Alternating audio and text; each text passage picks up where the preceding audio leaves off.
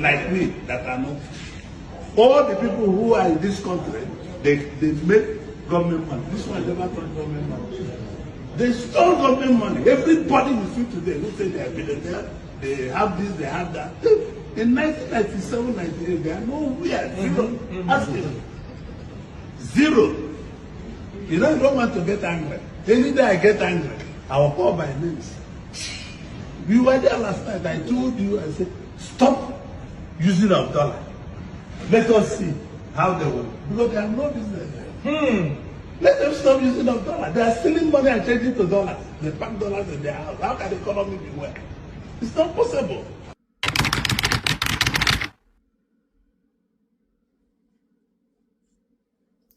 Hello, everyone.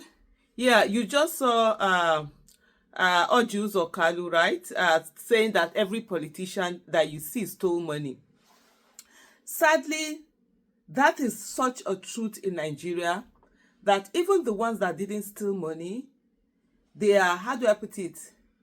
They are the ones that are blacklisted because they do not allow that generalization to be, I don't need to have a place to hold. So when you see the politicians' anger at someone like Mr. Peter Obi, and I've seen this thing, I've worked with two people that have this ear, that have been saddled with this problem. One is Dr. Obi Ezekwesili, and now we have Mr. Peter Obi.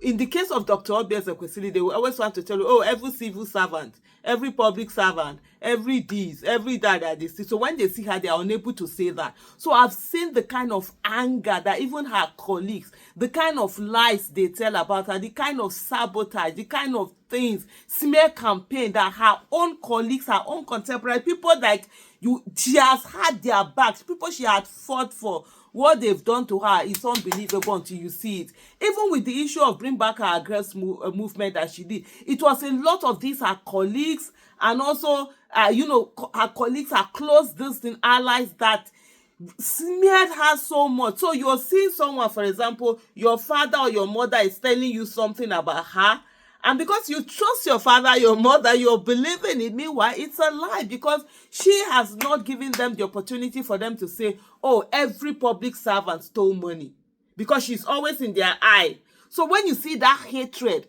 that's what. And unfortunately for our nation, our citizens are so gullible that they always buy that.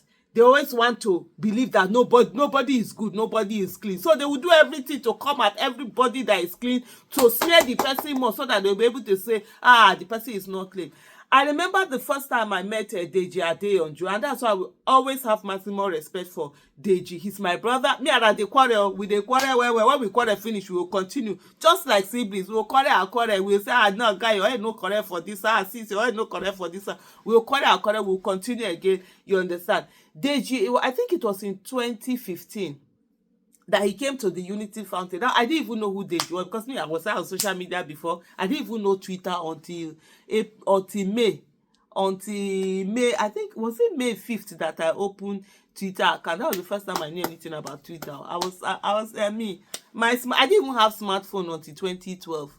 Not because I can't afford it, but because I didn't care. My siblings used to be, how can you? I mean, they travel Dubai, they do this thing. In short, 2007 or 2008. I remember the day I went with my children into Dubai. That was the day that what was this name of this phone?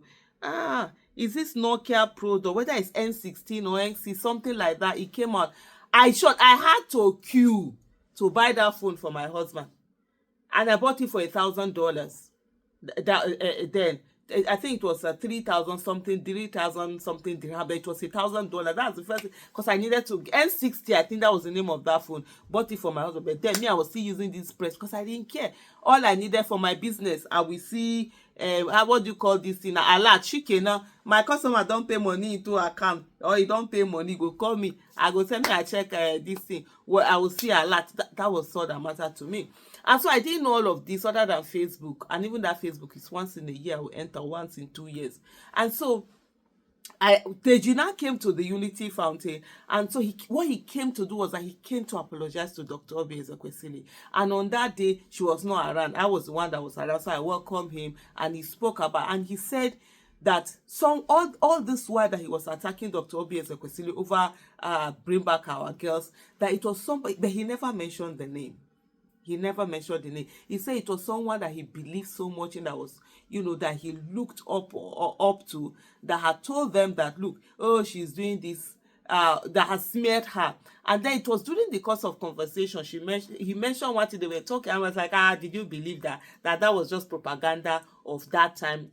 And he was shocked, and he had the decency to come and apologize. That's why for me, Adeji Adeyanju will always be a brother. And so he came to apologize. So you have a lot of that. So in the case of politicians, the one person, you understand, the one person that makes them not to be able to say, all politicians are thieves, is Peter Obi. And that's why they want to do everything to ensure that Peter Obi doesn't come out. And that's why it is the people that are going to ensure that Peter Obi gets it, not his fellow politicians. Forget those things. Although most of those his fellow politicians are not going to be there. But there are some now that now they've aligned, though, they've seen a worse thing, so that are angry, that want to remove the disaster that they put in as Tinubu, the disaster that is there as Tinubu, and now they will align with it. But a good number, not because they want to, but because of that father. When they say, every politician is a thief, but people will say, okay, well, what about Mr. Peter Obi? Yeah. So you, as you are here, make sure that whatever it is that you are in, when they are saying that everybody is doing it, they will always say, what about you? That's the way to live in the life. That for me, that is bragging power. Not that, I've never been there, I've never done it. So no, I will do it. You will try to smear me. You will not find anything. You will put the pota, you go throw her for my body, no go stick anywhere. That is the bragging power, that you went there and you stayed clean. Not that, you never went there. I'm not going to take any position. I'm not going to do anything, so that they will not say, no, I will do it. And they will say, and nothing will come out of the say, because there's nothing that was done.